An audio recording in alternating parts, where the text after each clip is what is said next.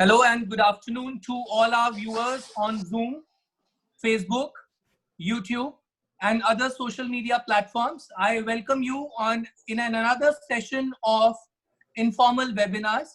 Today we have a very celebrated speaker with us, Mr. Shailendra Jain. Mr. Shailendra Jain was enrolled as a lawyer in the year 1986 and was designated as senior advocate in the year 2014. He is a published author and has 5 books to his credit, along with another celebrated author, Mr. Paras Diwan. Mr.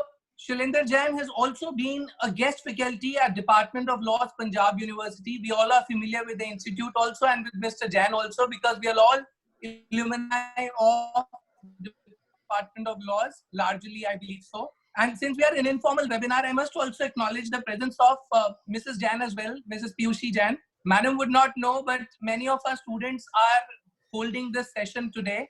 I welcome our speaker, and he'll be speaking on an issue which is very relevant these days, the Real Estate Regulatory Authority Act. After the pandemic, we all believe that this particular sector, the real estate sector, has also suffered a lot. And there is a lot to learn about this particular aspect. So I will not take much of your time and would take you straight away to our speaker, Mr. Shailendra Jain, Senior Advocate. Welcome, sir. Thank you, Karan ji, and thank you, Vishal ji, giving me an opportunity to come to you in this interactive discussion course and speaking to you all the way. It's always been very nice to, meeting people around you and more particularly youngsters. There's a lot of, rejoice you feel always about it. Now, today we are on a discussion on the subject, which is growing, which will grow for all times, in a big way in India. The real estate has been a big industry. It started developing in the 90s and has been growing in the decade of the century, the first decade. Now, of course, the industry is a bit down, and the real estate sector now being organized, it will take shape little later, and it's taking a shape as a matter of fact because the earlier practices are now discouraged, and the way the builders used to go about it, now that is being regulated now. So of course they'll have to take a call. So they are reorganizing themselves in this. That will take itself a time. But without wasting it, I'll just go quickly. This is one of the subjects of urban planning and development laws. So I'll just give you just brief background in a few seconds that how this really happened. You see, pre-independence, what used to happen was there was hardly any development of the real estate sector except the fact that there were some schemes under the municipal corporations like town planning schemes or building schemes. That was the only way that the real estate sector would grow. But with post-independence, the different states came out with they started excising the powers through the Land Acquisition Act. They constituted authorities also, the urban development authorities or urban planning departments. And they would acquire the lands and unabatedly they'll develop, they'll acquire 300, 400 areas without getting any projects being before them, and they said that all right, we go ahead with it. Now they were also working recklessly without the period of development being allottees being given the plots. There were no certain periods when the plots would be delivered to them, and everybody would apply to them because there was a lot of faith in them. They were considered to be the best agencies to give the developed plots. So there was a lot of development through the state governments, through statutory authorities, improvement trust, urban local statutory authorities constituted under different acts. Now, when these were going on, this was the government effort all the way. The private effort I told you is the town planning schemes. That was very, very minimal. Now, subsequently, the government started coming out, the state government started coming out with the urban development laws, giving initiative to the private sector. And like in Haryana, the scheme in Haryana Urban Area Development Act, which was the first initiative, Haryana Development Regulation of Urban Areas in 1975. Prior to that, there was 71 Act, it was challenged, it was struck down. Then the 75 Act came, the rules came down. In Punjab, we have the Punjab Regional Town Planning Development Act. In Chandigarh, we don't have the act of a similar nature because Chandigarh is totally controlled by the Chandigarh administration. So, of course, and a different Delhi is the Delhi Development Act. in UP, and all other states, they were there with their own acts. So these are the acts which are permitting private initiative. And now you see, imagine these private initiatives, they, the builders like in Haryana, I tell you, the DLF, Ansals and Unitech, they came. They were the first three builders which really came forward. It was a good industry at that. I started being industry, and I tell you the way they behave really mischievously with people in the sense that that there was there were, of course, there were approval laws in the sense that urban planning, the urban areas had provided approval, what kind of approvals they had to do, what kind of certain obligations they were to discharge towards the department and all that. But there was no control regulatory mechanism vis-a-vis the allottees, that how they have to behave really. And as a matter of fact, there was absolutely recklessly, callously behaving with them in spite of the kind of documents they would enter, as whether it was allotment letter or booking letter or whatever letter they would issue, the law agreements they would enter. They used to be one-sided. Now I'll take you, in case, let us see one by one that what was the situation which was prevailing when this all was the regulatory act, the present act which we are discussing, was not in force. Now let us see section P, the 3. There was no regulation, regulatory authority under which this could be regulated. Now, you see, they would start advertising, marketing, booking, selling, offering, inviting people in any manner, plot apartments. Now, plot apartments or buildings in a real estate project. Now, the real estate project, somebody would not know at that time, because it would, suppose, let us say that it would be only a sanction plan. Real estate project is not simply a sanction plan. What they would have is a licensing approval and a plan, sanction plan. I'll explain that what the sanction plan is all about. And with that, they will start the booking of the plots. And you see the kind of promises which would be made: 2 years the delivery, 3 years the delivery would happen. The kind of the interest they would charge in case there's a delay in payments. The kind of money they would divert, the money they would get, will always divert it.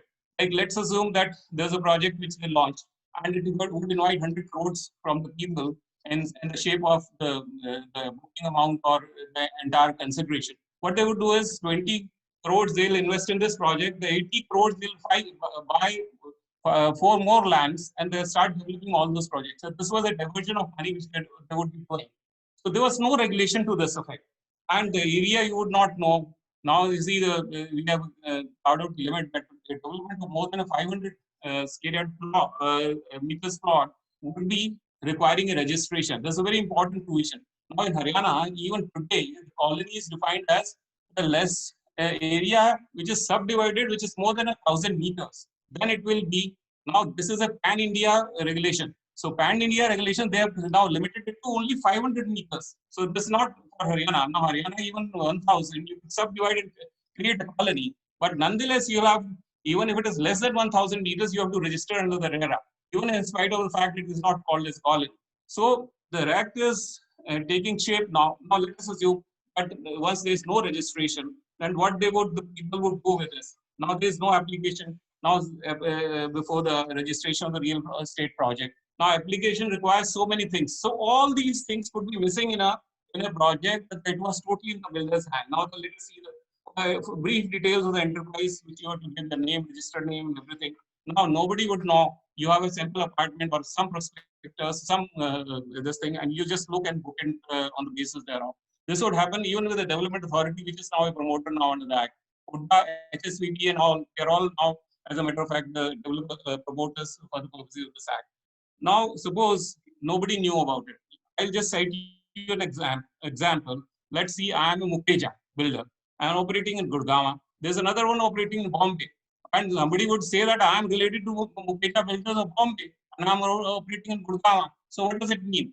The goodwill of that builder will be attached to me. So I will be encashing on the goodwill of Mukeja builders of Bombay, and I will keep enjoying the privilege and keep protecting the money on the basis thereof. Now with this process, you have to register. So I'm telling you the pre-situation, how unregulated this field used to be. So the people would be attracted only because of the name, because they had heard about this name. Now they will be required to give the details about that how many projects you develop. So one would get to know that what are the projects, what is developing where and where not. And he is not the same builder as the what are the delays in the completion of the projects. They'll literally investigate and get to know about it. What are the cases pending, the type of payments pending, and all that. All those why the payments are pending. So all those details are made available through this registration. Now the authenticated copy of approvals and commencement. The commencement nobody would know. The commencement would come on record. Approvals are many, not one. There are many stages. Whether you have a license or not, people would moment to move the project would put into floating by inviting this thing. Now one has to really put a approval before it. It's a licensing approval. It's the estimates approval. Estimates approval are the kind of services which you are going to provide in a project. The various approvals thereafter, the connectivity approvals, that whether it is connected to the town level infrastructure or not. Now all these approvals used to be not indicated anywhere. They would never get to know about it. If you go to the builder, you build it up, his people would also know about it. That would be only to his knowledge. Whether it has been got or is not been got, what is the time period of getting it out to know about it? Nobody knew about it. Now, nobody would even know sanction plans. Sanction plan, may I just tell you, I told you that I will tell you about you. Sanction plan is a zoning plan. You see, there is an area defined in this, and then it's a zoning plan, and what is actually to be done. This is under a policy, how it is to be developed. Now, this development is indicated therein. The setbacks are indicating what kind of buildings are going to come under this are indicated. The height of the buildings are to be indicated therein. And the various things. This is not a small thing. The sanction plan is just indicative as a mirror of the project that what is actually going to happen. And then the lot of plans, they are further provided layout and the specifications of the proposed project to the face. Now, specifications is another very important thing you need to know about it. Now, what are the services which are going to be provided? What are the location of the plots which are there? Now, specification would provide that what are the services. Now, suppose the pipelines are to be put. The specifications are Tata pipes to be put or Birla pipes to be put. What are the connecting points of those pipes? What are the sewage pipes which are to be put? What category they would be? What is the width of those pipes? What would be the where would they would be laid down? Now, suppose a building, then a building you would get to know about it. Whether the you see sanitary and fittings are of which type, whether it is a Jaguar or a Serra or what type. So specifications are in much detail. You can't even imagine the details which you need to get to. So this all is bringing a transparency in the entire state of affairs. Each one of the things to the minutest detail is a specification which is specified therein. And it is told to you that a mirror has to be put in a wall. And what kind of a mirror is this? Which quality is this? How thickness is this? Which is the company from which you have bought. So this is all is a specification. We as lawyers now, in case suppose we are fighting a case, we need to know all this details and the minutest details. We need to study these details from the town planning office before we invite the client to get all these details for us before we go to the for challenging of all this either before the authority or the investigating officer. So you see, the sanction plans would not be known, the specifications would not be known, the layout plan would be not known. You see, what used I'll just give another very example. The layouts plans would go in revision primarily. In Gurgaon, what has happened is, I won't name the builder, but they would update us. Suppose they start developing with a 100-acre colony. Now, with the passage of time, what they'll do is the town and country planning department, they get certain more norms sanctioned in that. Suppose 50% is a plotted area, 50% is the utilization area for the services or other parks and other things. Now they'll get certain norms put in there, and they'll add another 100-acre area by buying from the neighboring people, and it will become a phased project of 200 acres. Now suppose they have sold it out this area to 100-acre people, and people have bought it. People have bought with certain park or lawns in front, the park area in front of them. Suppose that 50 people around that park. Now, one fine morning, with these norms being introduced, these are the new norms.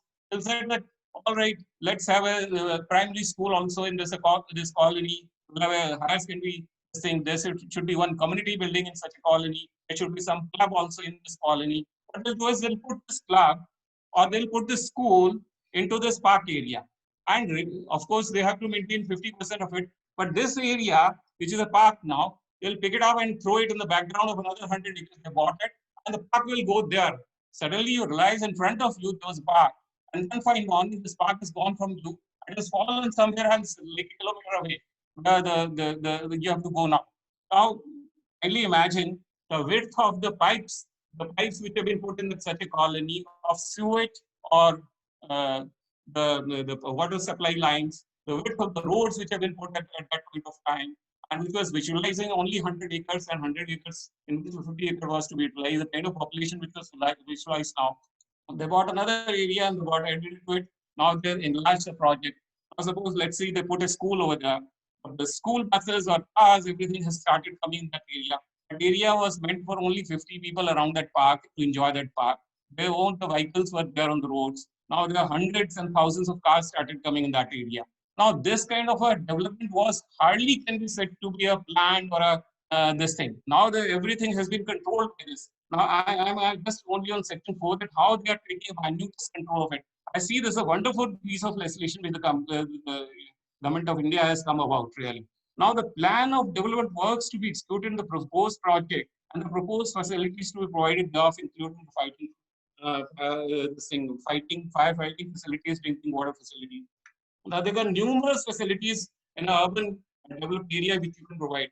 Suppose that would not be known. Now 6, 7 things are very prominent, and they would do that at least.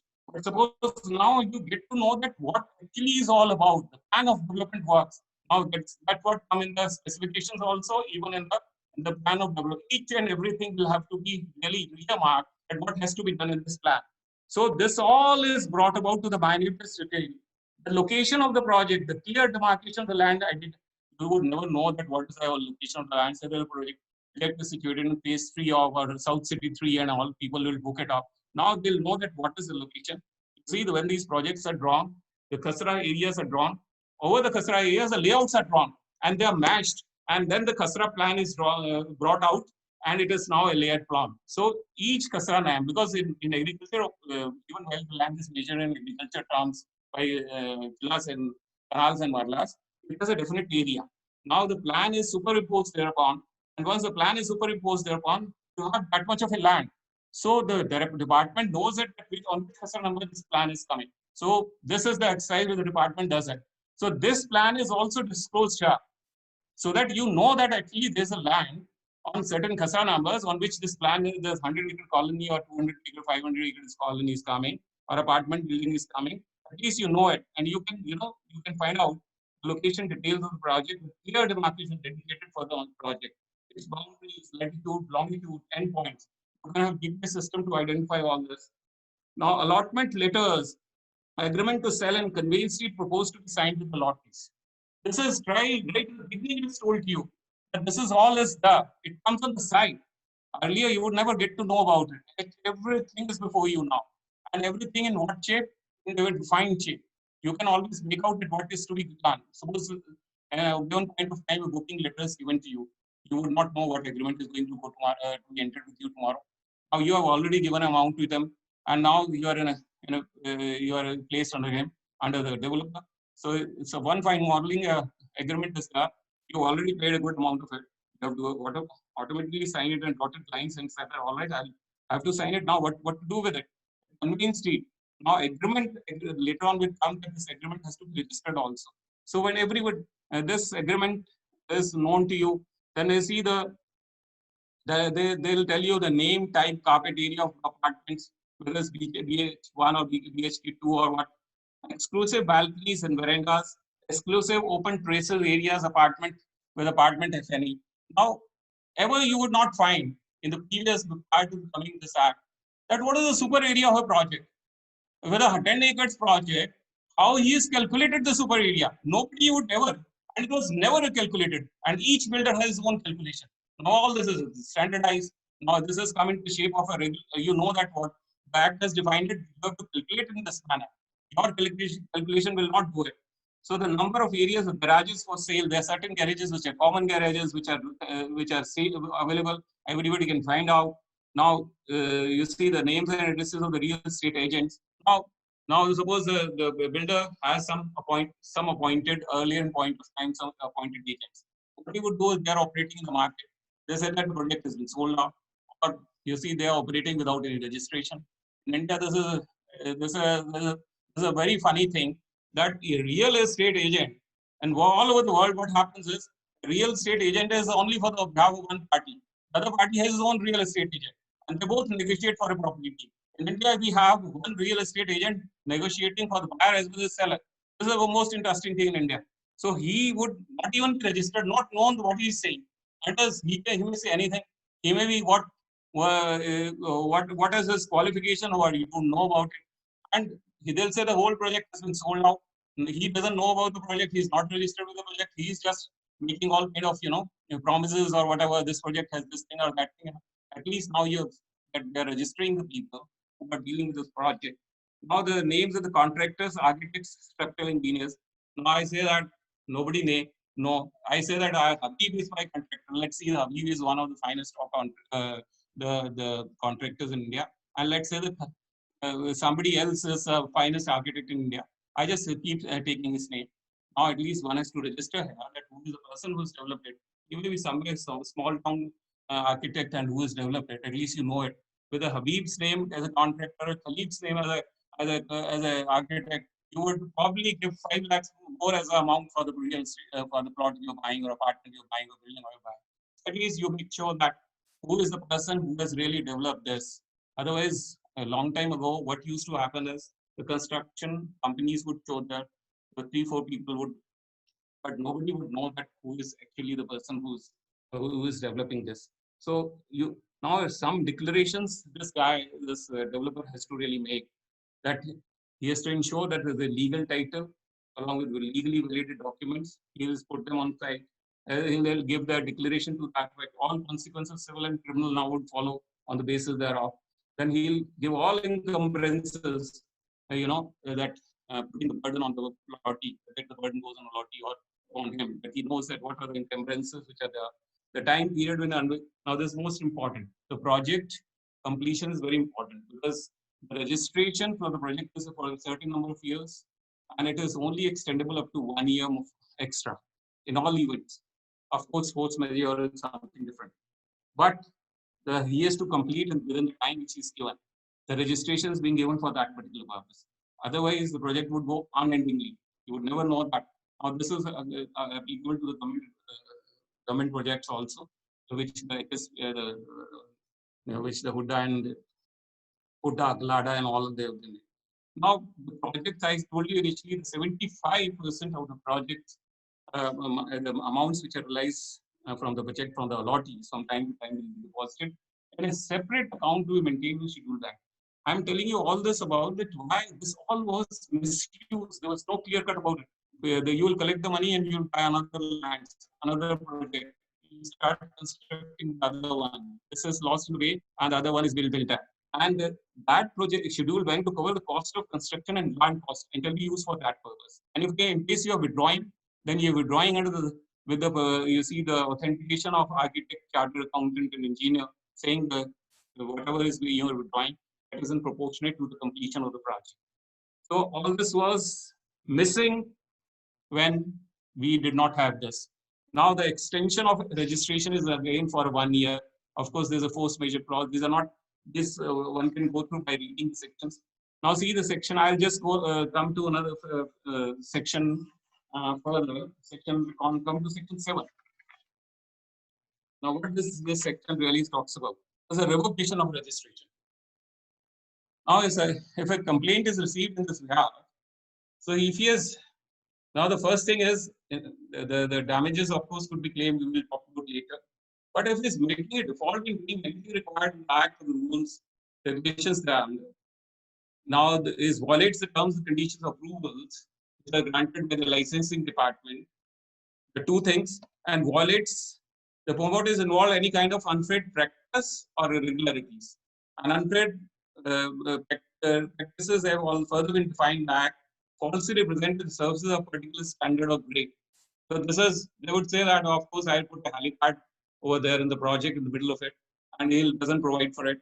And he says the representative promoter approval of affiliation which he doesn't have. He said I have such and such approval. I'll put the cyber this thing for which I have approvals and all. So he'll keep misrepresenting all this, but he doesn't have all this. So he can't do all this now. He makes a false or misleading representation concerning services. The moment he does, and he further promoter commits to publication or inducement prospectus in the newspaper, otherwise, that this the services which is not intending to do. Now, in all these cases, the registration can be revoked also from him, and this is very serious. And the first kind of serious consequence of what you do, at least in these states. Penalty part is the second part we'll deal with later, which the authority can further do it. But in the first case, the revocation of the registration can be revoked. The moment it is revoked, that's the end of it. It will be taken over now. The project will gone out of his hands. So, of course, there's a principle of natural justice one has to follow about it. Now, the obligation of the authority, consequent lapse of this thing. Now, you see, they have provided what would happen if they revoke it. Then, of course, that will be put with the advice of the opinion of the government, consultation of the government. For remaining development works, either by the competent authority is the licensing approval authority, or it's a lottery, the association of lotteries, or in any other. Like you see in the Unitech project has been given now by the Supreme Court to a committee of people, which they are developing. One of the ICE officers who has taken over the charge of it, and he is the one who is instrumental in developing it. So there are various projects now being handed over.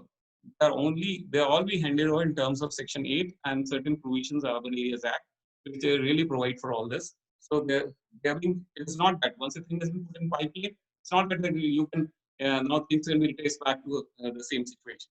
So the pipeline, once they've been put in, now they've been invoked and they've been banned. So they're being reached by this thing. Now, registration of real estate agents is again another thing, and the revocation. And there, you see he has to also give a register for getting himself registered. Is to give a lot of things which are provided in Section 9. Now, with this, let us come to these were the few things. So now let's come back to Section 3. So real estate project has to be registered in a planning area. The planning area is again defined under the Act. It's such an encompassing, all-encompassing.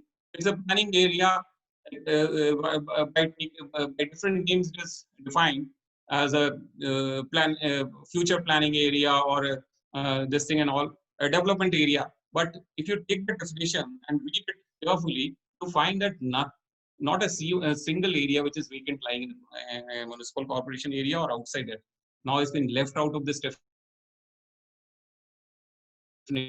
Power to modify that area in some shape, in some manner, in some expression, and can convert into a planning area.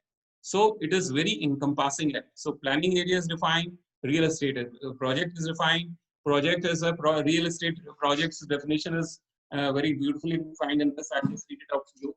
And of course, this Act doesn't cover certain other activities in the nature of towards the cyber cities, cyber places, or the integrated complexes, or the commercial flatted factories, industrial areas. It doesn't cover that. It only covers the commercial and residential plotted in apartments. These are the areas which are buildings, plotted apartments. They are the only areas which are covered. So just see the planning area has been defined as ZH, means a planning area or a development area or a local planning area or a regional development plan area. Now, these are all the expressions which are finding out in the different state acts. They're defining the planning and development laws of each state. By whatever name called, or any other area specified as such by this appropriate government or any competent authority, and includes any area designated by the appropriate government competent authority to be a planning area, future planned area under law relating to town planning area for the time in force and revised from time to time. So the government has a power. So take it as that in the middle of a town, very close to the town, old towns even, if suppose 1,000 square yard plot is land, and it is being tried to be developed, then you have to get it registered if it happens to be more than 500 square meters. Now see the development. Development has a different meaning. What do you call it as development is defined in development is defined in 2S.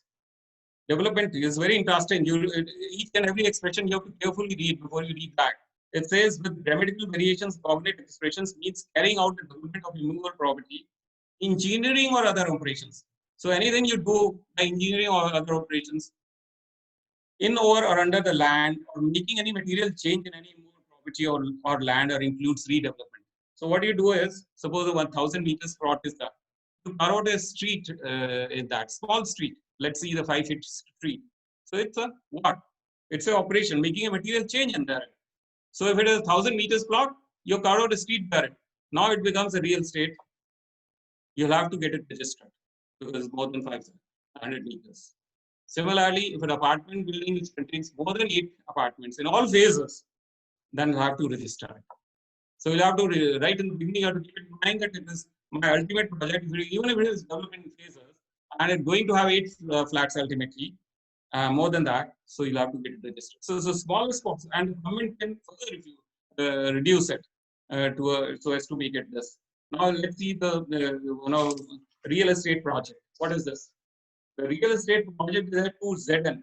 It says means the development of building or a building consisting of apartments, converting an existing building apartment into apartments. A lot of building in England these days were old 600, 700-year-old building. They're all being converted into apartments. They have different shape and sizes. The internal structural changes are happening. The facade is kept the same. Internal services provided are more made modern so that the building is modern. Inside it is modern, but outside the same facade remains. So that aesthetics of the look of that, the country which had it for 600 years, that aesthetics are maintained. Similar, you can make changes in a lot of buildings. So the definition is development of a building or a building consists of apartments. Development we just talked about, any building, any mechanical operations, mechanical building, any operations. So it's a lot of sciences involved. So engineering operations, engineering covers all aspects. So even if you're putting a digging or something, a little development in that, it involves engineering operations. Maybe mechanical, you have putting electricity lines, then it is electricity operations.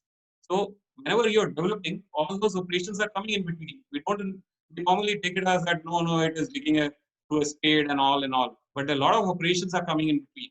So it is called as development. If you're changing the nature of it from agricultural operations to a building land or a development on this, so all these operations came and making a change in over the land. If you're making a change and which has a material effect on this or redevelopment. So you have to understand the definition of development in this sense.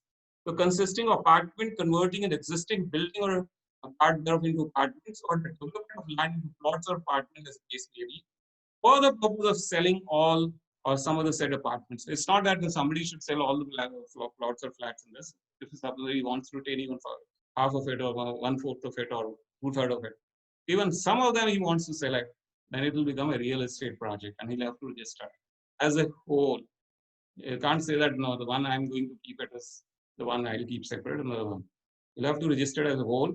Just see the all encompassing. Sanction plan has been defined as means a site plan, building plan, service plan, parking and circulation plan, landscape plan, layout plan, zoning plan, and such other plans. Each of these plans, architect can understand more.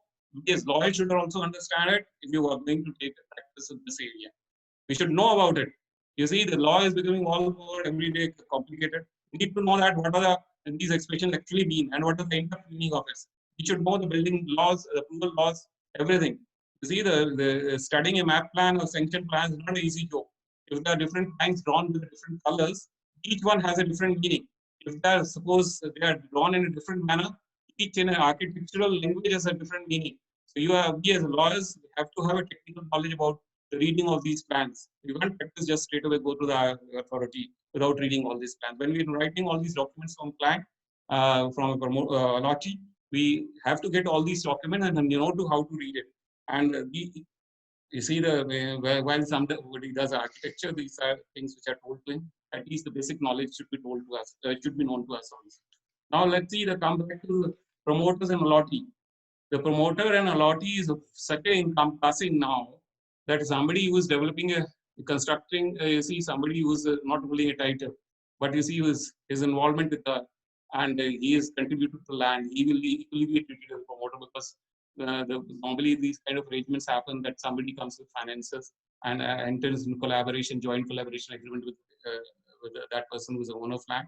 And then the project comes up, a percentage of the constructed area shared, and the person who is the owner of the land, he also gets a percentage, and he also later on sells it. For the purpose of selling, he comes and joins hands with the financer. So, all these people, all the definitions, very encompassing definition. Allottee is a re-allottee also.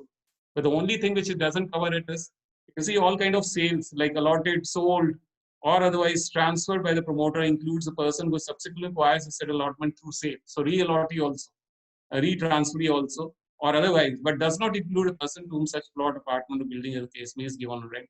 Is again a very big, all-encompassing definition. Apartment is normally defined for the purpose of commercial or residential purposes. The other kind of apartments like industrials and all, they've excluded, try to exclude it from that. So these things I may not go into, but these definition clause one must go, one must see this. Now let us come to, so such a real estate project, which is more than 500 meters, one need to get registered.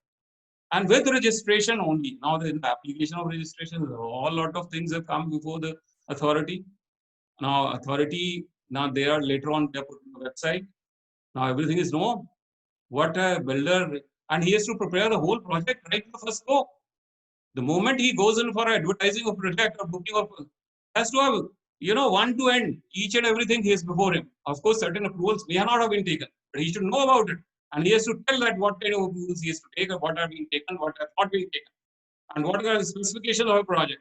Now the projects where I moved a project, I start developing a project. I do not know what are the specifications of it. I start, as and when the things will come, I'll keep doing it. No, you'll have to know everything in the first. It's to be so transparent, so in-house work, in-home work in him, that he has to be clear about each and everything to the last.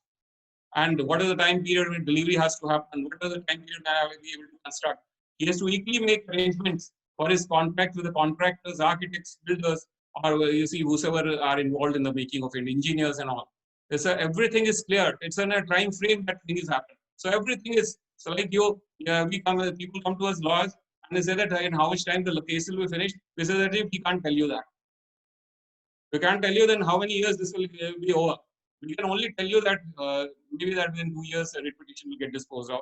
A RSA might get in 5 years, or maybe you see, this is all. But there is no time period as such with us. So he has to, the developer has to, the promoter has to have everything clear before his hand on his table, right? On the day one, he has to prepare all the service plans, everything.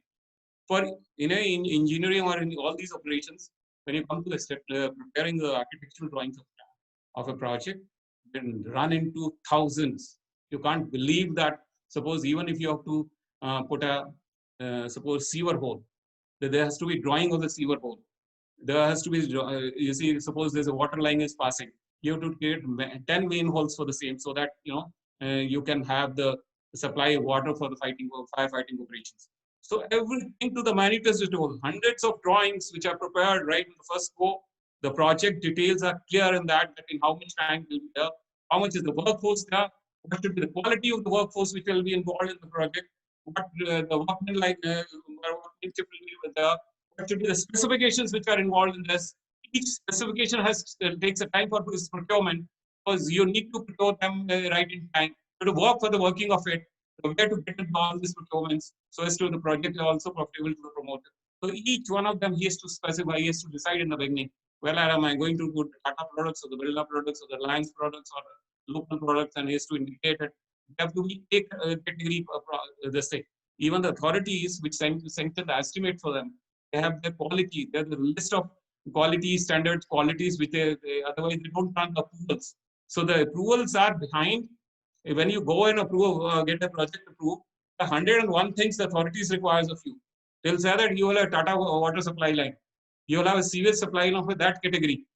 And in that, sometimes they ask you that you have to buy it from independent vendors of yours.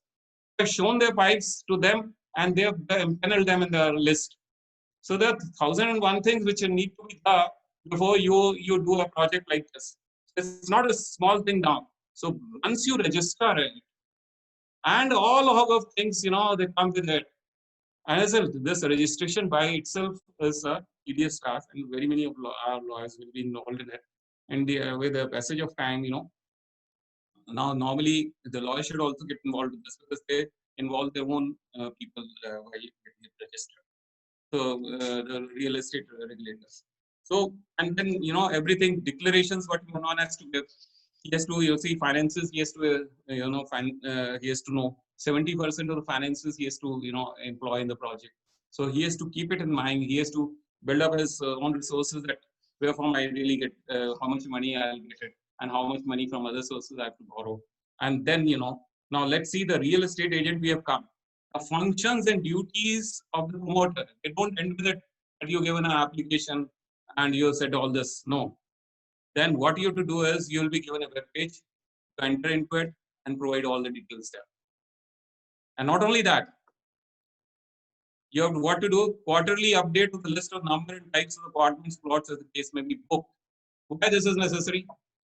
You have a X project of X company, the biggest builder of the country. On the first day, they say that all the flats are booked. Why does he say so? They all come in the second market. They all with the people in the market, and they sold at higher prices. Builder is giving it at low prices. In the market, it is at higher prices. You go, you buy from the market. When you go to the developer, no, it's all sold. And higher prices, they are being sold. The premium is got. There's always a mechanism, which is working. Now you have to do a quarterly update of what. So, everything has to be planned in a manifest state. So, you have number of type of apartments you have. What are the booked ones? Do a quarterly update of it. Quarterly update of the list of the number of garages booked. How many garages you have and what are the booked? Garages number you have already given while registering yourself. Quarterly update of the list of approvals, taken approvals which are pending subsequent to commencement certificate. So right in the beginning, the kind of approvals you have to see, what is the project, what are the plans. So with each plan, you have to have separate approvals. You have to have approvals from maybe from where you have to get waters, maybe you have to get connected to the sewerage, maybe where you have to get to the stormwater, maybe you get to the electricity. So all those approvals you need to mention, and everything will be transparent before the authorities, so that everything is known to them. Quarterly update status of the project. So everything, what are being got and what you have not got. Then their connectivities also. So right in the beginning, you have to plan out what is the inert level of the pipelines which are going in the project. So that what is the depth of the project, what are the lines which are going, how they're going safely in the town level infrastructure. So everything is to the minutest. So as you go in the market, people show you the products, even the smaller products. You go in the market, vegetable market, you buy a basket of market, the good 5, 7, 10 mangoes are up, right, rotten one are below. So here the things are made in so transparent, accountable, that everything you're supposed to know. This is through a legislation. This is what is regulation. This is what is development as well as regulation act. Quarterly update of the list of approvals taken, not taken. Update of the status project. Other information documents be specified by regulations made by the government. So there may be certain regulations where you have to get this thing. There may be approvals that you have to connect your connectivities to by road cutting. So you have the road cutting approvals or not. You have to get the charges for the same or not. The 101 things you have to do it all the way. So all those approvals have to be transparently brought before the authority. Anyone who is going buying a lot, or a person who is investing therein, he'll get to know that this all is the real state of that. This is what I'm going to do with it. Not an area where what is left out of this in this has not been sought to be registered, brought in the application for registration. Now, if you're going for advertisement or perspective, issued and published promoter mention prominently the website address of the authority when all details of registered projects entered, including the registration number obtained by the authority. So if any project or this thing is happening, you have to mention the registration number which is given to you, so that everybody gets to know it. They can go on the site and there's all of information which is there already lying. One can really scan through it. You know that when you invest in shares, what you do is you read the net worth of the company. You need to know the directors of the company. Who's behind this director? This director is Falana name. He has made so many companies go up. So you can easily go and buy up the shares of that company. So everything is known here. So in the same manner in which the share you go in in that market, in the same manner, all the details are being now tried to be regulated. Now, they say the promoter at the time booking issue of allotment letter shall be responsible to make available the following information. Sanction plans. So when he is booking the project, he'll get to know you everything. Normally, if somebody would have invested in a real estate project, they'll show us a simple plat. Now go to a simple flat, they'll mention a few specifications. Details would not be forthcoming. You are attracted by the mere look of it in the first instance, very attractive. But you will not get to know if you're asking what are the specifications being used, few of them you will tell, few of them you will not. So it all goes oral, nothing gets recorded. Now here everything gets recorded. Everything you know right in the beginning. What are the specifications being used? They are lying on the website of the authority and you know about it. So stage-wise time schedule of the completion. This is being told to him. Whenever somebody does it, he's being told to it. The promoter is liable to do all this. Somebody can really do it. Now the promoter, these are the obligations. A few obligations they have narrated in section 11. Now all these obligations you would see, the very many of them like all obligation, responsibility, functions and provision of the act, rules made thereunder, till the conveyance of the apartments, plot, building, the case may be to the lotteries, common areas to the association person. Till then, whatever obligations are there, he has to discharge. He is duly bound in the law. If he is not bound in law, then the obligation, the consequences follow, the civil and the criminal. Both are following. We'll discuss them later. So this is shall continue even after the conveyance date. Now, in certain cases, even the obligations continue even after the conveyance deed has been entered into. That is contained in. I'll explain that also. Now, the completion certificate he has to obtain, and then with the competent authority and the local laws, and make it available to the lotteries, individually associated persons. But otherwise, what have used to happen is the collect would get delayed, the bona fide delay, default, legalistical approach of the people, the developer, promoter, he will not take it early. Now he'll have to ensure that I obtain a permission because there's a registration period under which we have to perform all this. So he'll have to perform this. He'll be responsible for taking a lease certificate, like in Chandigarh, we give a grant of leasehold lands. In other areas, the leasehold lands are there, all the projects are being developed. So he has to ensure that whatever is the lease has been paid and the lease certificate is obtained from the authority. And then in section 11 further, they say all essential services, reasonable charges till taking over the maintenance of the project by the association persons, he'll have to pay because the price of the plot contains all this. It's not that the maintenance of essential services he'll keep charging.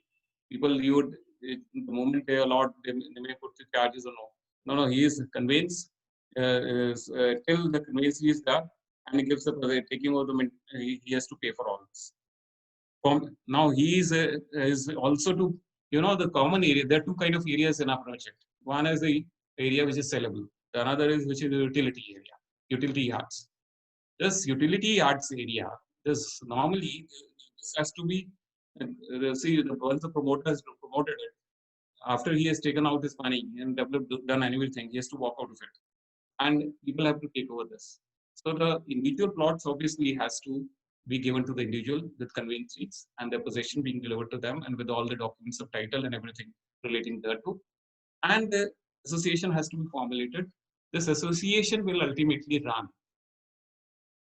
And then those common areas and utilities and take over this. And of course, in the association, everybody's member, they'll charge according to the maintenance charges.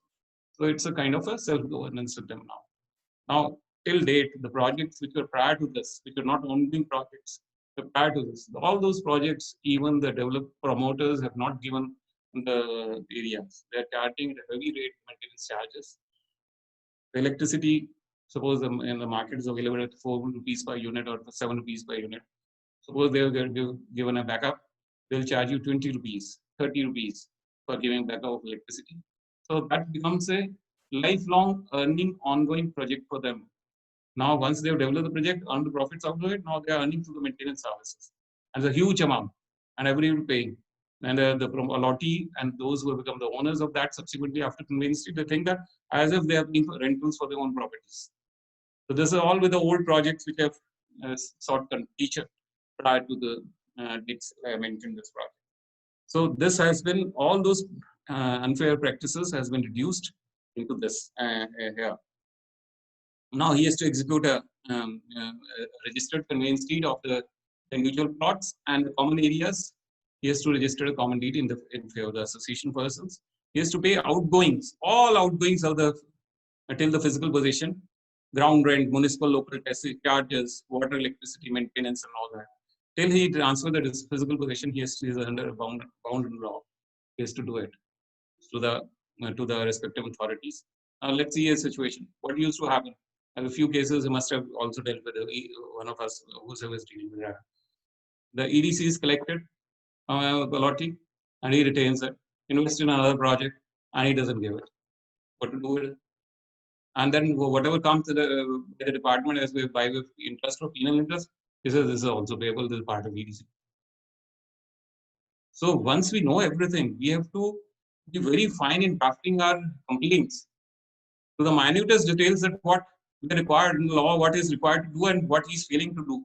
So that is why on the basis of that we can claim the compensation from him.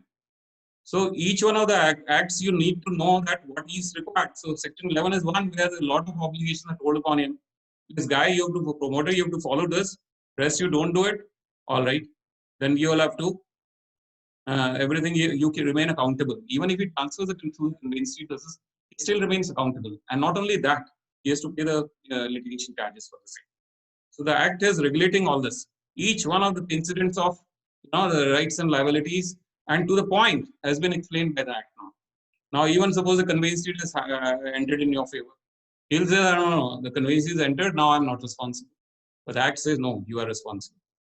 So suppose the agreement to sell, or as the case may be, I think we have gone a little more, what is the time like? So should be, I should curtail it. So what I tell you is, I'll just be brief on this. Now, what is, a few obligations are more later on in section 13 that before you accept a deposit and before you enter into 10, there has to be agreement, and that's in a standard form. You see earlier his wish was there for the agreement. Now it has to be registered, and registration has to be there with the authority. Now this kind of agreement, agreement refers to all the details of the project now. What are the development works, external development works, dates and manner of payment, cost of apartment, building, and dates of delivery, dates of possession, dates of payment, everything is there. Now the section 14 is the adherence to the sanctioned plans and projects by the promoter. That's one area where we have to adhere to the projects. I told you that the instance where we would change the project, keep it revising, put the park areas behind. Now nothing, you can't do anything. So you have to adhere to the projects, they will remain as sanctioned, they will remain as final. You can't change this thing. Even in a project, you can't add and make alterations in sanctioned layouts.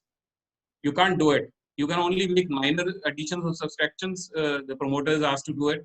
That too verified with the engineers. Now, minor alterations would not include some kind of structural changes which are defined in the act. Now, for all this all has to be done with the previous sanction of authority, lotteries. That is 2/3 of them, and where the promoter will not be included. So now even in the case of structural defects or workmanships and all, I told you everything is told right in the worked out in this.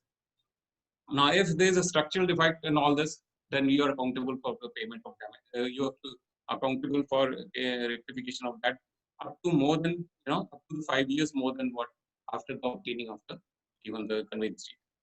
Now there are certain obligations in the section 15 of this. The real estate project is being sold out to another party, then even the second party with the permission of the lotteries and authority. Authorities are then again 3/4 of them and 2/3 of them, and then the authority. Then you can sell it. The incumbent has to have the obligations and all. This is under section 15. You see the pitfalls which could happen earlier. So 16 is obligations of the promoters regarding issuance of insurances.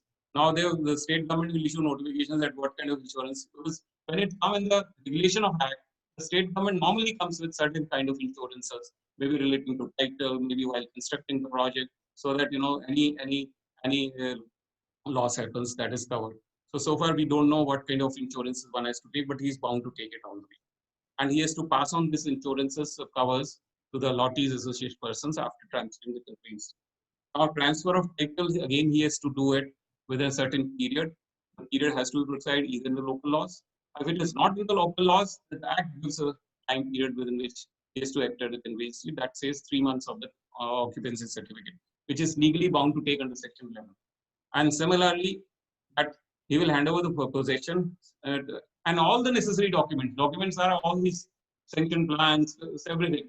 Whatever is there with him, he'll give all these documents which are relevant and incidental to this. He'll hand it over to the associate person because now they are the ones who has to manage this project.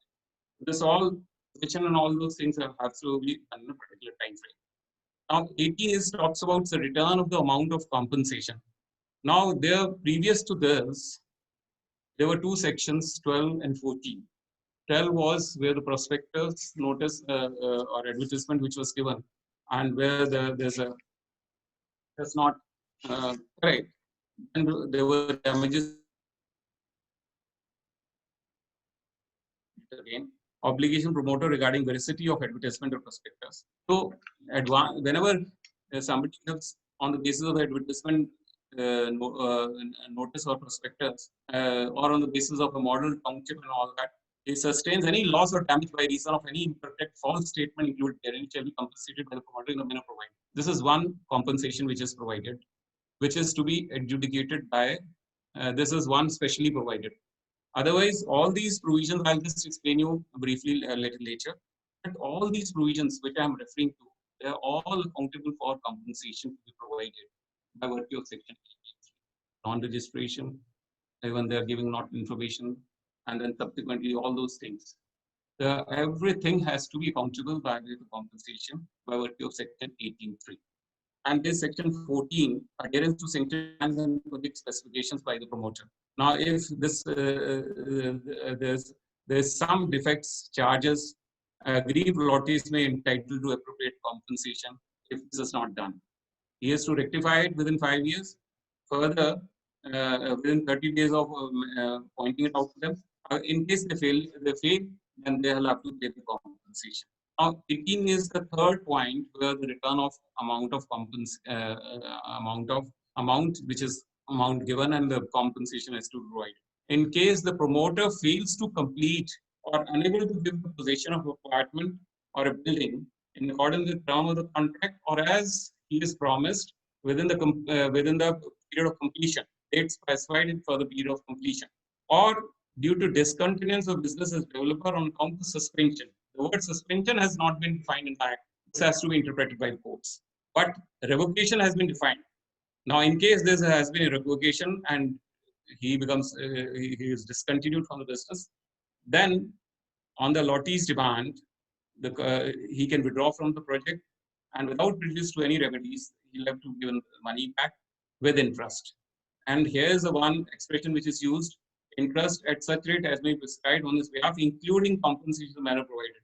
Now, this compensation, including what I think so, this is wrongly used, it had to be and compensation. Return of money, interest, and compensation has to be there.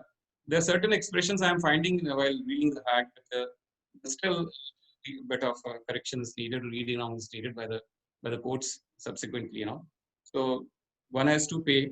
Then you come to, if there is a defect in title, then he can again claim compensation for the same. His claim will not be barred by limitation. Somebody doesn't have a title yet, floated project and sold it out to you. You can, and it comes to knowledge after 15, 20 years. Limitation period will not come in a way. You can claim compensation for the same. And 3 is very important. Now, whatever we have read so far, if the promoter fails to discharge any other obligations imposed on this Act, or the rules or regulations framed thereunder, in accordance with, or this is not in accordance with the terms and conditions of the same, shall be liable to pay compensation to the lotteries in the manner provided in this Act. Now, this is very important. So, all those non-registration, not giving of the particulars to the authority while filing an application, even by and then subsequently publication of prospectus, section 11, 12, 13, 14, 15, 12 and 14 are separately covered. But whatever in between, all those sections, they are all covered under 18.3. For all this, once he is able to show that there are damages happening to him, there's loss which is occasioned to him, he can come and take advantage of 18.3. And for all those areas, he can claim compensation 71. Now, the rights and duties of the lotteries, there are certain duties or rights of the lotteries and duties of the lotteries. Which we can read out. You see what are the corresponding obligations. They are the rights of the lotteries. Similarly, the lotteries also have a corresponding obligations Like normally what happens is a lottery doesn't come for form in association, and he says that he doesn't cooperate it. So he'll have to participate. He'll have to come forward for getting conveyance deed. He'll have to offer the money, come forward to take a physical possession towards conveyance deed, and all of the obligations, he has to pay the interest also wherever he is feeling in duty to pay the interest in time. So these are certain obligations which are cast upon him also. For all this, the compensation can be claimed through a complaint on 31 by the promoter. So it's a balancing act, basically. Now let's talk about the remedies.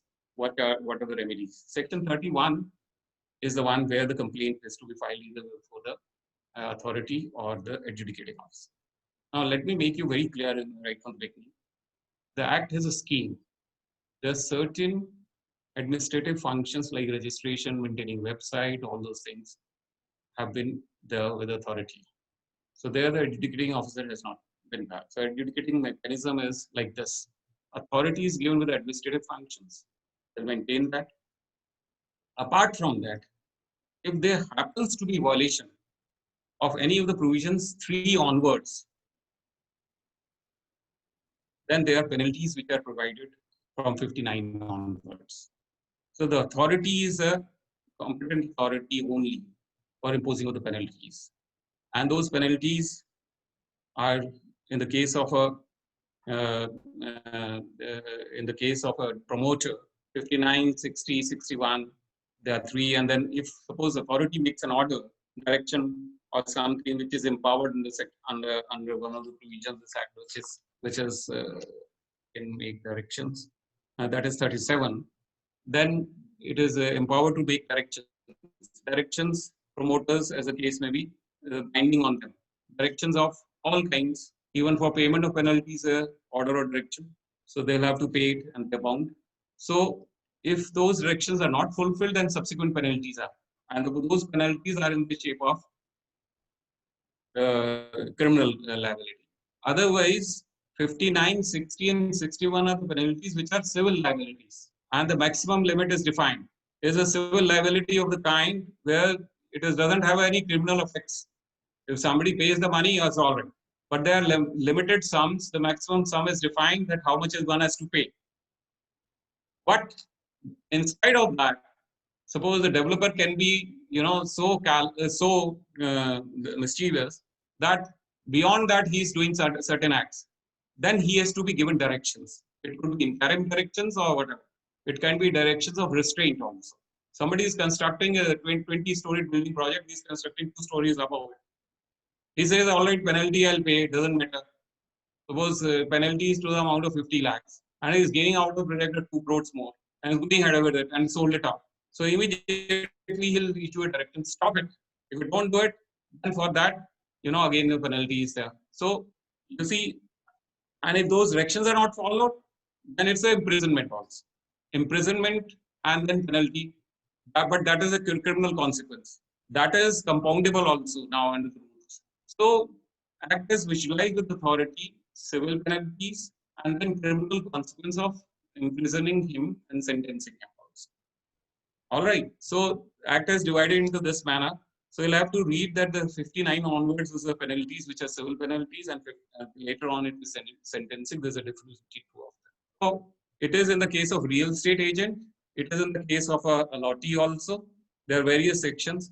And in the case of a appellate traveler also, there are separate penalties. And in case there's a violation of the orders, then there is a punishment. And that punishment has a criminal consequence. Because once the compounding happens, and it's an offense compounded, then you're guilty, you're guilty, and that comes against you all the way. In future projects, that will be noted down against you. So this is all. Beyond that, the authority, if you go to a reading of the act, then 11.5 only talks about that in case a plot has been cancelled, allegedly against the saying that just come to 11.15, that is the only function of the authority. Beyond that, it doesn't have any other function. It says the promoter may cancel the allotment only in terms of agreement to sale, provided that the allottee may approach the authority for relief if he is aggrieved by such cancellation, and such cancellation is not in accordance with terms of the agreement of sale, unilateral and without any sufficient cause. So if the three terms are there, the authority can restore him the set aside the cancellation, restore him the. So if he goes beyond, he can only cancel within only in the terms of the contract.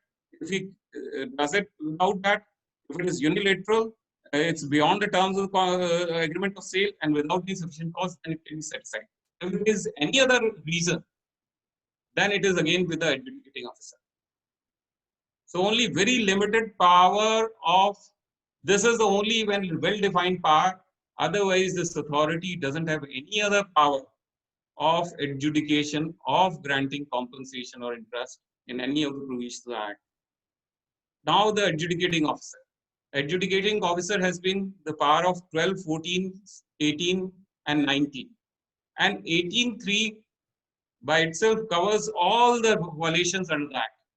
If the allottee can show that he has some compensation to claim, the loss which is occasioned to him, or some advantage the developer has gained because of the promoter has gained because of it, because the principles are 72. In that event, for all these violations, the allottee can come and before the adjudicating officer by filing a complaint, and then by virtue of section 71 read with 70, the compensation or interest can be granted. Now, if so, this should be clear to us. The authority now, in very many cases, what we do is now, of course, the rules of Haryana has changed, but in very many cases, we mix up the claims. So, what are the claims, as a matter of fact, has to go to the adjudicating officer, and what are the claims which has to, I mean, the penalties which are awardable against the promoter, that's it. But basically, of course, on the pointing of a complaint and something which the authority grants against the promoter, but nonetheless, those goes to the consolidated fund of India. Those they don't go to the lottery. So that's a matter vis-a-vis authority and the promoter, or the promote, or the authority, or the real estate agent, or the authority, or the lottery. But as a matter of fact, that money goes, whatever the recovered as penalties, that go to consolidated fund of India. As such, each of the respective claimants doesn't have any say on that money. He can only bring around the dispute before the violation before the authority. That's all is the concern. So authority doesn't deal with adjudication. Why this power of adjudication has been given to the adjudicating officer regarding all the violations and claiming compensation on this? That is, district judges who have been discharging these functions. They are the ones who are equipped with the knowledge of appreciating evidences and complicated questions of law and facts. They know how to appreciate evidences and to find out what should be the compensation awarded. There's a kind of training throughout the life they get it. The authority which is there is only to perform administrative functions. Insofar as penalties are concerned, these are clear-cut violations what they can gather, because there's so much of information on record with them. You can easily see that these violations have happened, and they can only grant penalties. So adjudicatory function by virtue of 71 has only been given to the adjudicating officer, which they are equipped, they know about it, so they have to do it. So they are on the basis of principle which are given 72, they can only do this. Now, against this, we know as a matter of fact, appeal lies to the tribunal. The tribunal is the one which can look into the orders. Of course, there's a precondition orders which for the penalties 30% or more, and in the case of compensation granted by the adjudicating officer, they can get even the 100% along with the interest and the compensation, whatever is the amount which is there, they can get it. The subject matter of dispute before the High Court. The High Court has to do it. But as a matter of fact, these are kind of money decrees, and money decrees. In money decrees, there could be a precondition that they can always get the amount deposited with them. I do not know how do they deal with this money, whether they release it in favor of the allottee or not. But you see, once a decree has come, it has if the money decrees are never stayed, or the general principle is normally that, but it can be subject to certain conditions. The discretion which has been vested in appellate authority, it can excise that. But again, this is a subject matter before the High Court. So High Court will basically see. against the decision given by the authority, then again, if the violations, there are civil consequences, criminal consequences, in the sense that the uh, there are penalties also provided, and if the directions are violated, then the criminal consequence also happen. Then their orders, decisions are challenged before the High Court. That's the substantial question of law under Section 100 of CPC. Of course, the question of law is to be framed up. So this is how the mechanism goes. The administrative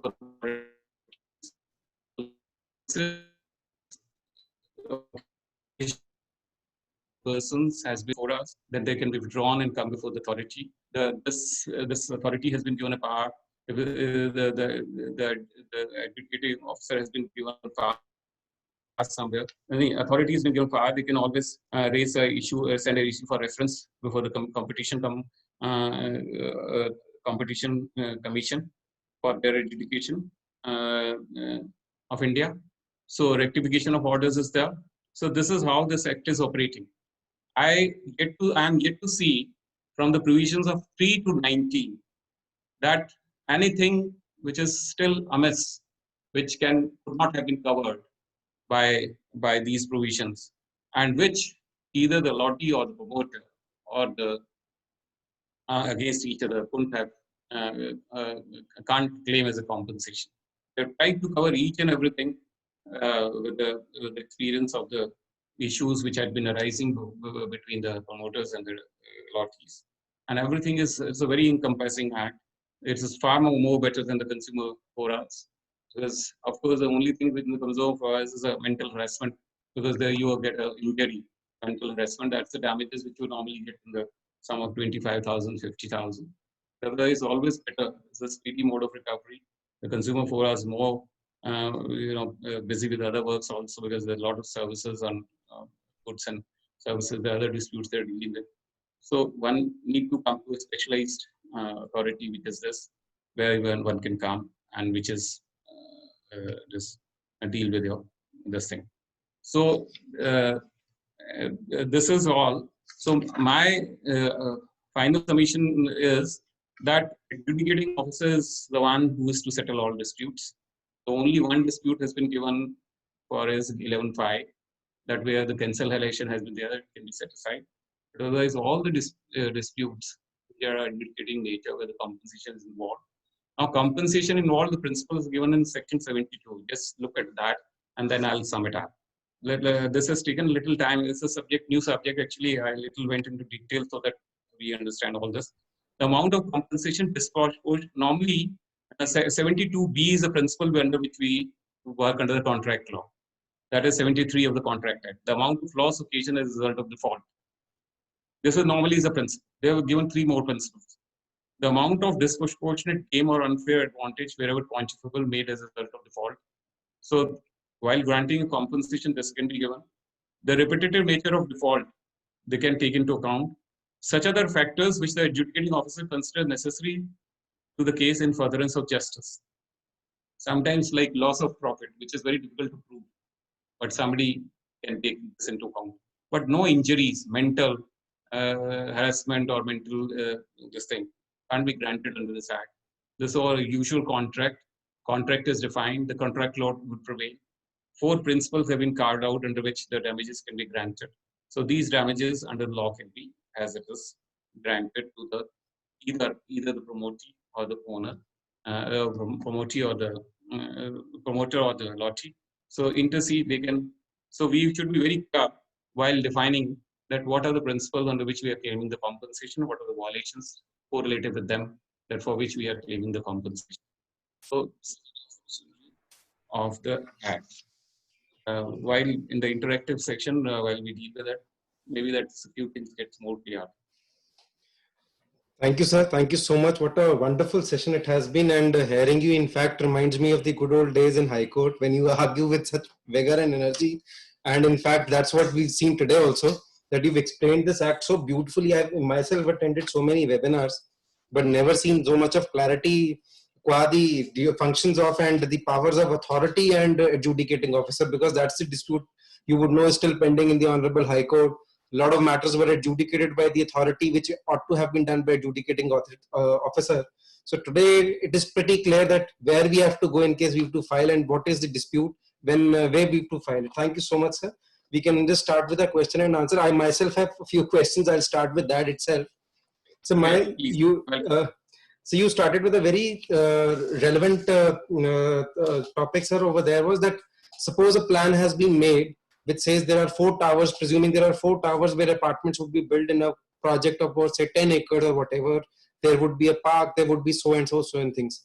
Generally what I have seen, especially in Zirakpur and in Punjab, is what they do is they change the plans later on. They build a school, as you said, which was not early planned instead of park. Now, what builders have been doing is they get a plan sanctioned. When I go to purchase, I see that there's a park over here. I take a park facing apartment also, etc. At the same time, before they've sold off the project, they submit another plan to the authority, keep it pending, which is approved later on. By that, they intend to even bypass that 2/3 allottees consent also. And ultimately, by the time the possession of the apartment is to be there, we find that instead of a park, there's a school or there's something else. So what is the remedy there and what can be done according to you? See, as a matter of fact, you see now they have made it adherence to the sanction plans and project specifications of section 14 you just happen to see. Now this changes the whatever development has to be carried out, it has to be completed accordingly. Whatever has been sanctioned, and layout plans as approved by the competent authorities. Now they say that after the sanctioned plans, layout specifications, nature of fixtures and fittings, amenities, and common areas of apartment building. So you see, they say that notwithstanding anything containing any law or contract agreement, after the sanctioned plans, layouts, and specifications, and the nature of fixtures, fittings, amenities, common areas of the apartment plot, as the case may be, as approved by the competitor, as disclosed or furnished to the person who agreed to take one or more apartment, plot, or building, as the case may be. Promoter shall not make any additions, alterations, the sanction plans, layout plans, specifications, nature, testing, amenities described therein in respect to the apartment, plot, or building, as case may be, which are agreed to be taken without the previous consent of the person. Now the person here is one. It's not a lottee. You see that they visualize a person who is just giving amount, some amount to you. Even you can't give, if you take an amount, you can't do it without his permission. Now you see that. Provided make such minor modifications as may be required with the lottery, such minor changes, alterations as may be architectural and structural reasons duly recommended. Because the architect duly, you see, there's a certain concepts which thought we keep in mind, which a lawyer can keep it in mind, which a builder need to keep it in mind, and architect need to keep it in mind. Now suppose the architect didn't keep something in mind. It's a concept of due diligence, duty to care. A project is developed, there's some duty to care has been missed out. Now he as an architect can't remember that there is a duty to care in a tort law. One has to keep that in mind. And if that is failed, now what does he have to do? There's an architectural minor violation which is needed. So he'll recommend for that. He'll duly verify and he'll stay that. And that comes to notice. And intimation of that. Now minor additions or fixtures then again has been defined to be what? They will not include these things. So most of the things, it would only, I tell you, suppose a nail has been put in a wall and you want to change a nail from here to there. Or a painting has to be his promise that I'll give fully furnished flat. A painting is there and he wants to place a painting there. That's a kind of minor variation which basically is being talked about. Otherwise, if you read this explanation, then everything is covered. You can't change it. And that too at the asking of a person who has just given you the money. And just see further. For the purpose of minor addition, any other alteration additions in the sanctioned plans, layout, specification of buildings, within the project, without the previous written consent of at least 2/3 of the lottees other than the promoter who have agreed to take apartments in such a building. So now you just see, this is an only apartment in a building. Layout you are not changing. You're not allowed to change. So once becomes final, the revisional stage is gone. That's why I said in the beginning, you have to visualize the entire project right on the table in the first instance. Everything to the minute stage. Now you build up a house. Now you must have built up a house for yourself. The architects keep you sending drawings one after another. He said, please will have the structural drawing for the basement. And then you further you construct, I'll keep giving you. Furnishing drawings, I'll give you later. And the 200 odd drawings, suppose they have to be given, well, you build up in a period of 2 years, you keep getting them intermittently after one, after another year, after him to get all this. In 2 years, you're always seeking it from them. Now you have to, one go, you have to plan everything. You don't have to what approvals have to take on these drawings. Everything is right on the place on a table before you go ahead with the project. And that's also available on the website. Most of the things you are there. Then your RTI, you can get all this information from the department. If suppose something more you want to find out the notings of the department, notings, and then you make a case for yourself.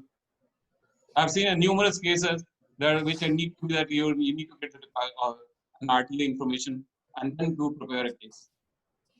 And if you are in a RERA, please make it sure that you see the departmental file also before you do it. Not only RERA's website. Okay. Get the whole before you. If you really want to screw the builder, please do it like that. See the records, all the records for yourself. Right, sir. So next question. Can't do it now. And then if you do something, either it is with the association. Now, if suppose there are a lot of people, suppose the project a bit of changes, any other alteration or modification, the sanction plan, layout plan, specification of the building within the project without previous written consent, two-thirds of people are there. Now, suppose we all as voters want to boom this nation as a democracy. What can we do? Somebody. So if two-thirds of them are ready, that's right. So, but two-thirds is a large number now. Not people are never will not give you so easily a consent. Now suppose even one person less than two-thirds is there, then he can raise a voice and he will not let you do all this. So next question we have Mr. from Rahul. Yes, Mr. Rahul, please you can go on with the question. Good evening, sir. Thanks a lot for making us aware about this RERA Act. I'm sorry, I'm feeling very bad about it. In Jammu and Kashmir, Jammu and Kashmir, we don't have much litigation about this RERA Act. Okay. My question is regarding the small real estate projects. Those where the total area is less than 500 meters.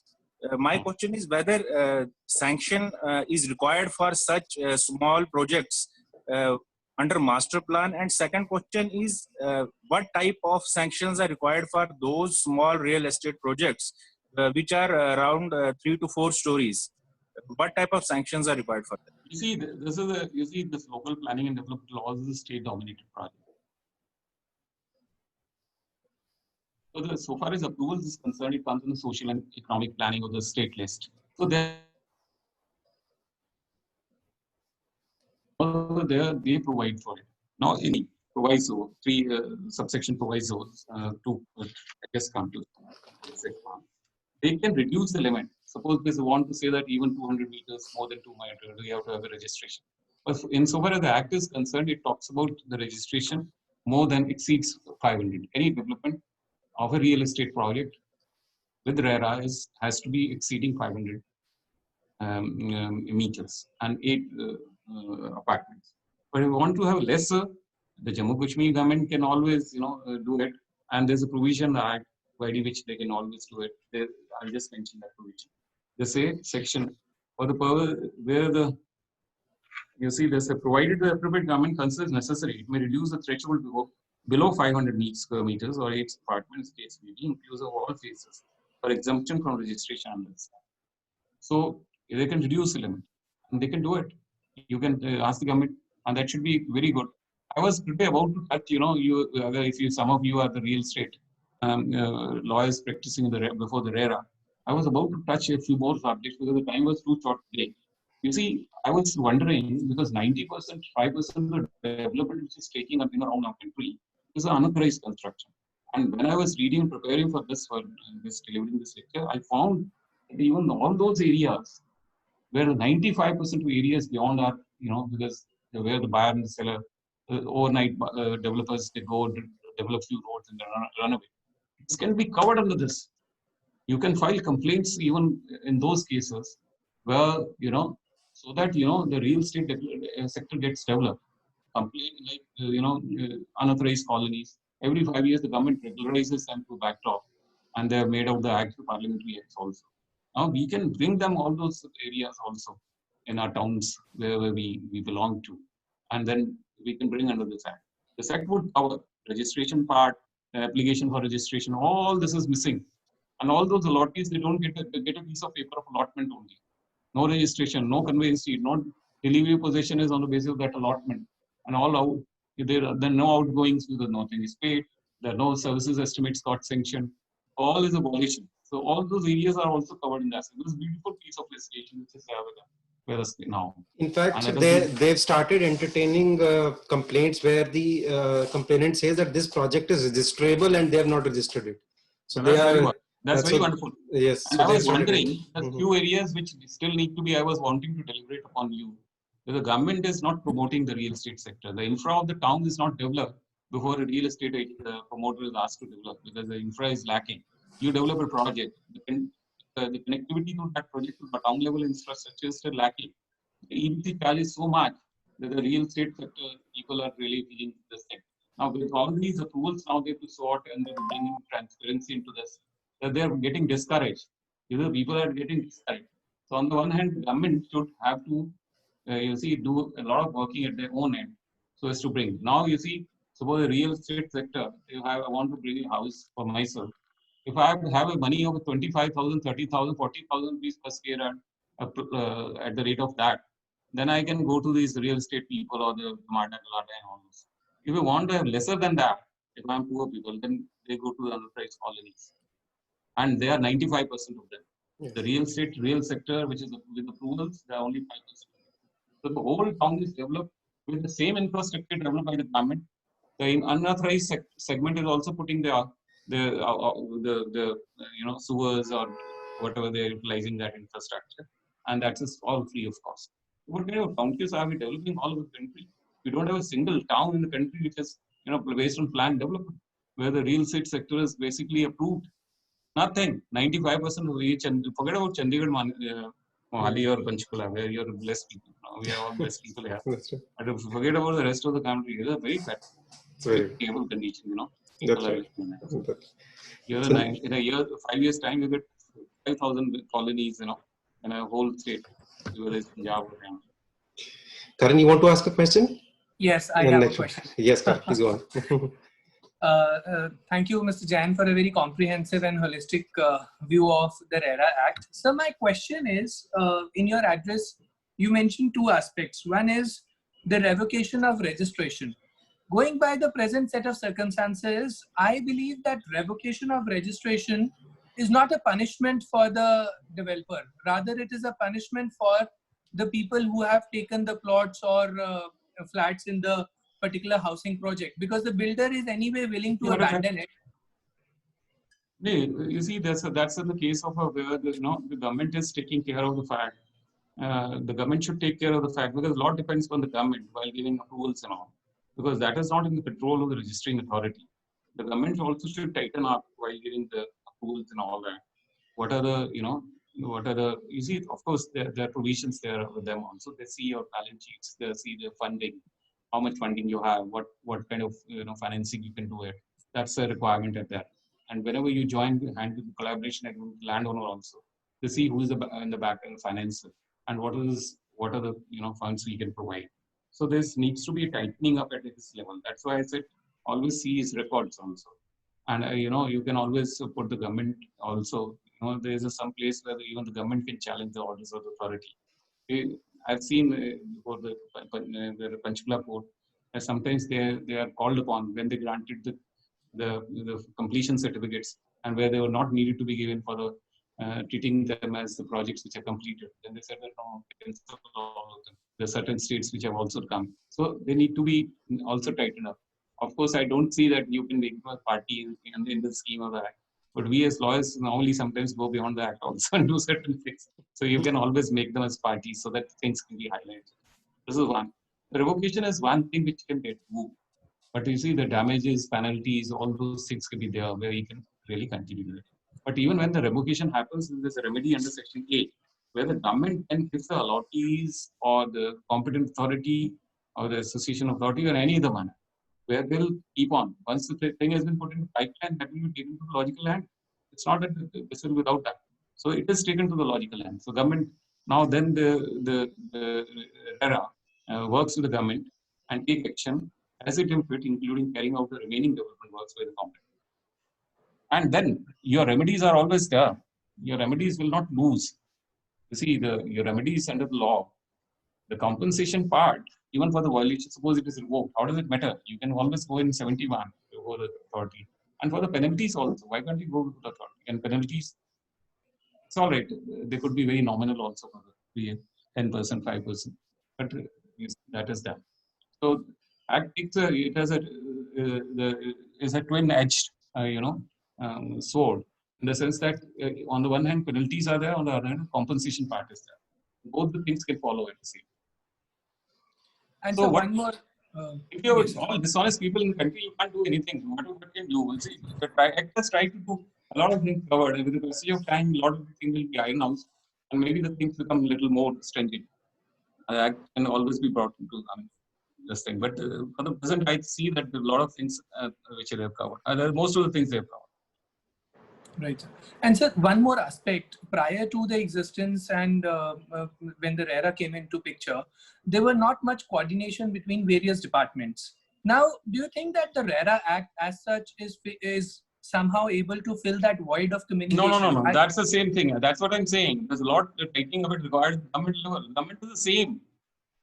You see, I came across a matter recently, sir, that Gamada passed the layout plan of a particular builder, and a particular portion was reserved as an EWS pocket, and he sell off those plots as an individual plots and markets and showrooms, and then went to another Punjab Apartment and Property Regulation Act, got it registered as an unauthorized colony. So in Gamada's plans, it is an EWS society, and with Town and Country Planning Department, it is a illegal colony which has been approved by them, because there's no communication between these two departments, and the situation remains the same even after. That's a very funny situation, that's what I'm saying. The town level infrastructure, all these things, agencies, approvals. Now you say that you have to indicate the approvals. Is it easy to get the approvals? Easy to get the connectivity with the people? You don't know even the town level infrastructure where it is where to connect. Nobody is there to provide you. Even you go to the authorities to connect them, they don't know what to do with it. The department only grants the licenses, and after they forget about everything. So it's a lot of pain with the developer. That's why I'm just losing. I mean, see, unless and until you plug all the loopholes all over, like the department also wants to do it. It's not like that. You see, all over the world, it is like deemed sentence. Whenever you apply, it's deemed sentence. Deemed sentence with approvals in law started only with the building projects, town level projects. All over the world, they are there. Within a week, they'll respond. Here, nobody responds, nobody's bothered, and they talk about the chief ministers and all. They keep talking about the real estate development and all that. They're hardly bothered about it. They want, how many behind all these colonies which come up, 95% of them, all the politicians are there behind them. What are they doing? They're getting the 1,000 colonies carved out every 5 years and getting them regulated. And the EDC is lost. And the builders EDC has to pay for the town level infrastructure. That's a too heavy amount, and then everybody gets discouraged. And so the price of the plot, ultimately EDC comes in the price of the plot. So you and me have to buy a plot with a 50,000 per square yard price for 1 square yard. So if suppose 250, then you multiply accordingly. What is this nonsense? So basically, basically the government does nothing. Nothing is moving the government. The government is just for sitting for, nothing is happening. Right. That's the most piteous part of it. And we claim that we'll the world one day. You see, I know as a matter of fact, very interesting. I think I'm not delaying you, but very interesting. We'd love to hear you, sir. You see, there's this one person who came from Japan. And in a town of Kalbul, there was a mega unit which was running as a pharmaceutical unit. The person had constructed a beautiful, wonderful building. And he was running a pharmaceutical plant. But in law, he never got a CLU over there, land change of land use, and they never constructed it with the permission of the town and country planning department. The building was there. Money would go to the town and country planning department. Now the developers, the people who bought it from Japan, they came here. And when they came here, they happened to see this. And they said that let's buy it. They engaged a lawyer of Delhi. That's why I said that go to the country planning. The lawyer only knew how to check a Jamabandi. And he checked the Jamabandi. The Jamabandi showed his name. He didn't check up that the building permissions were there for the CLUs and all, and building permission was constructed with the permissions. The building was constructed, wonderful building. He bought it. The Delhi lawyer who didn't know anything about the CLUs and permission to build, he didn't check up the town planning reports. And then the factory was bought. The next day, the notice received, why shouldn't we demolish your building because of seeking of non-CLUs and all? And that guy, it was a fall of, what? Can you expect people from all over the world, investments in your country, when you have situations like this? And this happened in 90s when the era of opening up came. And over the years, with this 25 years experience, the world knows you. The knows you comment. What kind of people are you? Unpredictable regimes and laws. Yes. And nobody's bothered. Till date, nobody's bothered. You create a single window and never it happens. Never the approval is granted. Why? What is happening in this country? Every table, the file moves when the PM looks at it and asks money for it. What is that? Or you need a mandamus to get the file moved from one table to another. What is this nation about? So you have to really work, you have to be the people, the country has to be honest in case any development you wish to make. Otherwise, these kind of things will keep happening. And that is why now the developer is strangely scared of this, that he wants the completion before he wants to sell it. And this requires a lot of money. Once he makes an investment, the prices goes further. So whether it will develop or not develop, you will bring too good a system for the country. It is also damaging at times. That's right. So lot of questions are pouring in, but we'll have just the last question of the day. Seeing the time, Dr. Jyoti would ask the question. Ma'am, you can unmute yourself, please. The last question of the day. Good evening, sir. Good evening. Good evening. Can builder charge loan construction charges before completion of project, sir? Loan construction charges? Yes, sir. If he does so, what is the remedy? Ma'am, if you see section, just come to section 4. I'll just take it back. Come to section 4.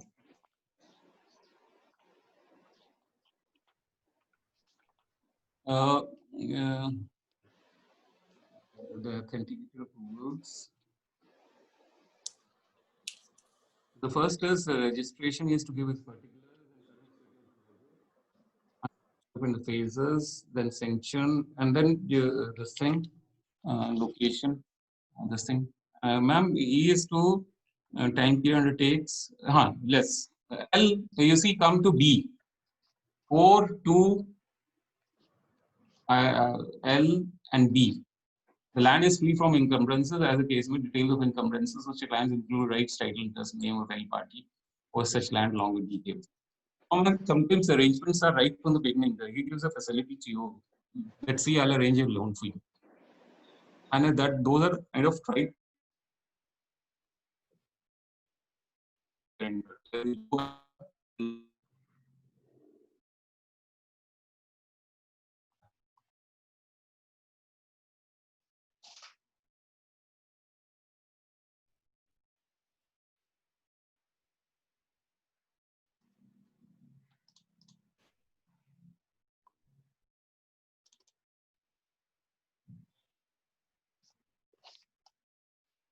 Because after he executes agreement of sale for any apartment plot building is case, not mortgage or create a charge for such apartment plot or building. So if that apartment that is booked on the basis of some banking loan, so that loan is on your project. That is made aware right in the beginning and is known to everybody. That's all his disclosures are there with him. That is the arrangement which he can make. But after that, he can't do it. He can't charge the property to a mortgage, and that mortgage is not binding. If it is an arrangement, then obviously that arrangement continues. So sometimes these kind of arrangements too are made by, because somebody wants to buy, he has of course the facility to repay or the money through his salary and all. So those kind of arrangements keep happening. Now those arrangements are made with the bank's arrangement. They continue. But after that, which is not disclosed or whatever, then it is not done. So these obligations are So these two provisions really cover. So these arrangements do work. So he can loan construction charges, you see, which are there, which is visualized in that contract or somewhere else. They can be payable. Why not? Because they're not visualized, they're not payable. That agreement would work for it. So just see that agreement carefully. Right, sir. Right, sir. It's, I think, thank you so much. Time to end the session, Padamji, for the vote of thanks, please. Yes, thank you. Vishal, audible? Yes, yes. Yes, you are. Go ahead. Thank you. Today, we practice in High Court, and when it comes to land acquisition cases, the most sought after lawyer is Mr. Shailendra Jain. I have heard him arguing in so many division benches and single benches for letters, for RFAs, and it's such a delight to hear him. So all the young lawyers do follow him, not only practically there in the courtroom, but also tag their own cases with his case and get notice of motion and stay and etc. things. So he's a good inspiration for all candidates in our High Court. Mr. Jain explained the niceties of the RERA Act, which otherwise we would not have been able to know. Told us about the background of the system which led this act into being, and he told about the various unique features of the act, where the definitions, very important project like development, plans, regulation, everything has been explained in the act, Mr. Jain, and the relationship between promoter, allottee, and real estate agent. This was also explained beautifully by him. I am very thankful on behalf of the team informal webinars to Mr. Jain, who spared out his time from his busy schedule and came between us to share his views on this important aspect. This is a very good upcoming law for youngsters, for young lawyers. This is an upcoming field. There's tribunals are coming up. There's a good opportunity. Everybody cannot practice in High Court alone. We have to venture out. This is a very good platform, and today's learning shows us that we are on a good wicket. I thank again Mr. Jain, who showed us the light on this path, and I thanks all my viewers on Facebook, Zoom, and YouTube who heard this topic from Mr. Jain. I thank you once again, everybody who gave their precious time joining us our platform Mondays and Fridays. In future, we will be coming up with good topics in future. Everybody, thank you so much. Thank you. Thank you, sir.